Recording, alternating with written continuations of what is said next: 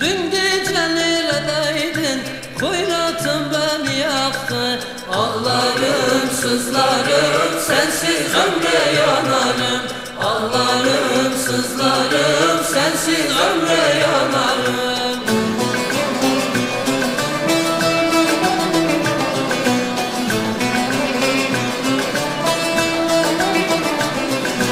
Seherin bu vaktında yar oturmuş tahtında.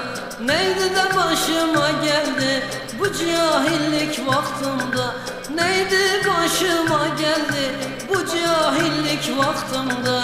Ağlarım, sızlarım, sensiz ömre yanarım. Ağlarım, sızlarım, sensiz ömre yanarım.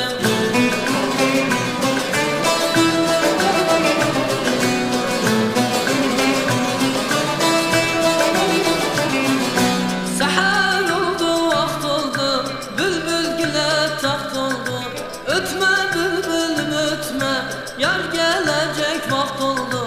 Ötme bülbülüm ötme, yar gelecek vakt oldu. Ağlarım, sızlarım, sensiz ömre yanarım. Ağlarım, sızlarım, sensiz ömre yanarım.